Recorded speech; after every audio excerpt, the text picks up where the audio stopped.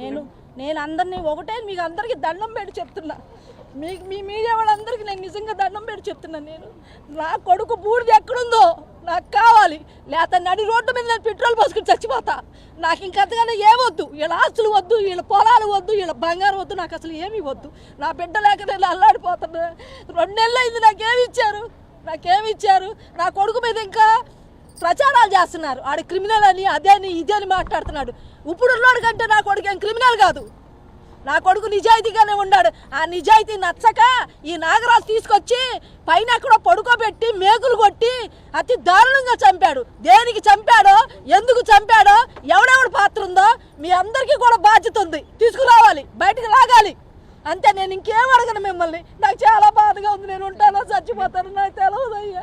నా కొడుకు పూడి నాకు ఇప్పించండి చాలు. నాకు ఇంకేమీ వద్దు.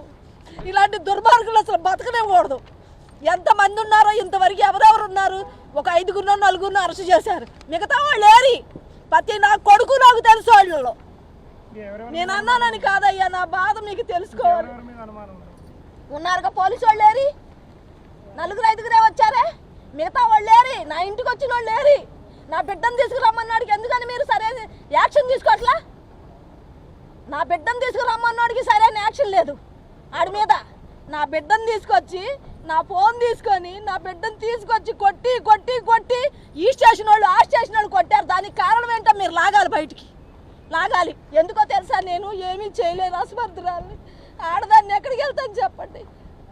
ఎక్కడికి వెళ్ళగలను? ఎవరిని న్యాయం అడగలను అయ్యా? నేను నా బిడ్డ గుర్తొచ్చి నేను ఎక్కడికి వెళ్ళిపోతానేమో అనిపిస్తుంది నాకు. లేకపోవట్లేదు. నేను కనీసం నేను ఒకటి ఆడుతున్నా. నాకు ఏడు ఆస్తులు అంతస్తులు నాకేం వద్దు. నాకు వీళ్ళు ఇచ్చే పొలాలు డబ్బు నాకు వద్దు.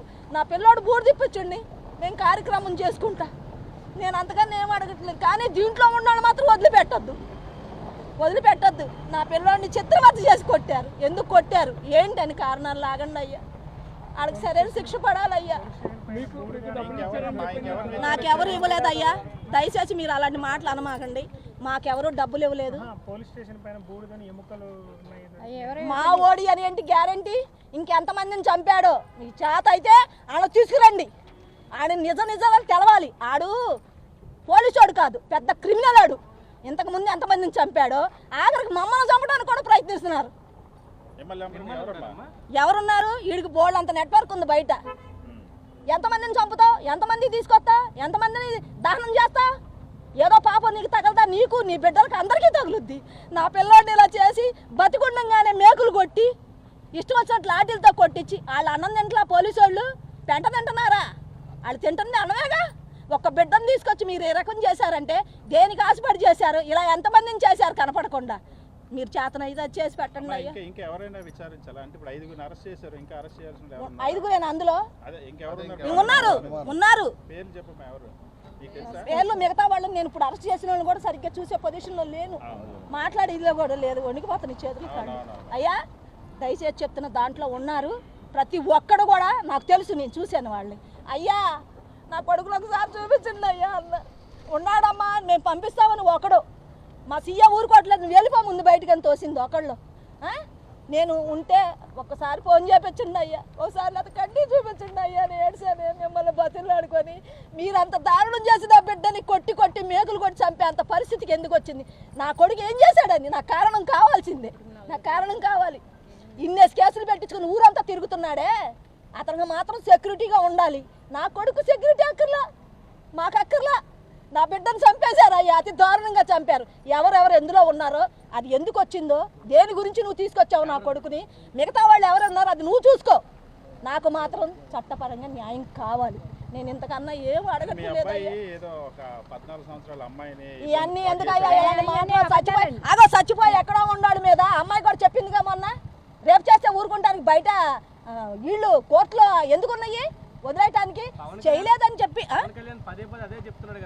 నేను చెప్పకూడదు. నేను వాళ్ళ విషయం ఎత్తకూడదు. ఏ మాత్రం న్యాయం అన్యాయం ఉంటే సరిగ్గా విచారించి ఆ మాట తీసుకోమని చెప్పి నేను బాధపడను. నీకు నా కొడుకు ఫ్యాన్సే. నీకులా నీ వెనకాల ఎవరు ఏనాడు తిరగలా నా కొడుకు. తిరిగిన వాళ్ళు వెనకాల కూడా తిరగలే, ఎక్కడో బతికేవాడిని తీసుకొచ్చి ఇలా పని చేశాడని బాధతో మాట్లాడుతున్నానే కానీ ఇంకో వేరే విషయం కాదయ్యా. నాకు అసలు ఏ వద్దు, మీరు అందరూ దయచేసి నాకు ఇంత బూడి తెప్పించండి, నేను కార్యక్రమం చేసుకుంటా. అమ్మాయి అయ్యా రాజేశ్వరి ఈ కేసు గురించి మీతో అందరితో వీడియో మాట్లాడింది, మరి మళ్ళీ మీరు అడగటం న్యాయం అయ్యా? న్యాయమైనా చచ్చిపోయినోడు మిందలు కాదు, ఆ అమ్మాయి బతికుంది. అమ్మాయి ఆడియో ఇచ్చిన తర్వాత కూడా మర్నాడు మీటింగ్ లో పవన్ కళ్యాణ్ ఈ కామెంట్ చేస్తాడయ్యా, ఎందుకు చేయడు? వాళ్ళ గురించి మేము చేయలేదు కదా, మేము ఓట్లేసి గెలిపించుకున్నాం కదా కాపులని, అందుకని మాకు ఇలా చేశాడు. పోనీలే, న్యాయం నిజ నిర్ధారంగా తెలుస్తుంది, నిదానంగా తెలుస్తుంది ఎవరేంటని. ఆ తర్వాత పశ్చాత్తాపడిన బాధ ఉండదు, ఇది ఉండదు. ప్రెస్ మీట్లో ఇస్తారమ్మా, వాళ్ళకి చెల్లుతుంది, చేస్తారు. ఇంతవరకు తీసుకొచ్చి నాకు నా పిల్లోడు బూడిదేవలా, సరే ఇది పట్టించుకోవాలా, అక్కడ తిప్పుతున్నారు ఇక్కడ తిప్పుతున్నారు, వాళ్ళు కూడా అందరూ మాయా చేస్తున్నారు.